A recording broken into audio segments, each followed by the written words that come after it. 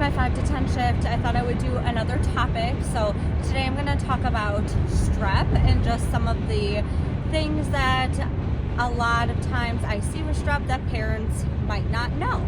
So the biggest thing with strep is that typically it always comes with a fever. Majority of the time, there's always that case of somebody that is a carrier, which means that they are just always going to test positive for strep no matter what.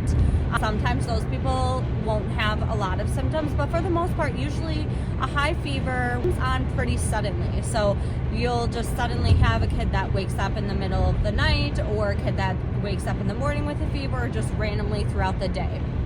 Lots of times, the biggest things that they'll complain with are a headache, stomach aches, and then they'll have vomiting as well, which lots of people don't always associate those things with strep. They think it's just a sore throat. I have had many kids that have high fevers, headaches, a little bit of a sore throat, and tummy aches, and they are always strep. It's one of the highest things on my differential when I am seeing kids that have just maybe a little bit of a sore throat with those other symptoms going on. Now, are there times when those things are just other viral illnesses? Yes, but if you are in that age range where we start to think strep is more common, which is more your school age kids, they are ones that I will consider running strep tests on.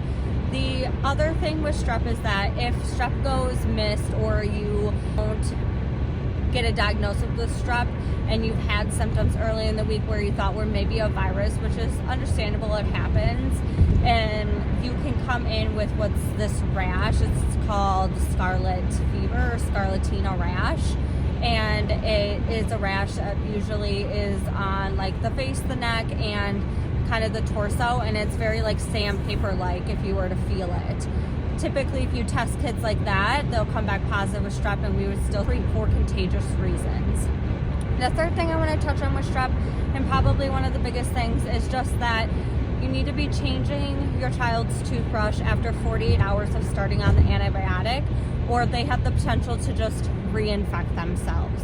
Also, take the full course of the antibiotic to finish it, even though they're feeling better. They will probably start feeling better within 24 to 48 hours of starting the antibiotic, but still finish the full course. That's it for today on strep. If you have any questions, feel free to leave them in the comments below. Thanks, guys. Bye.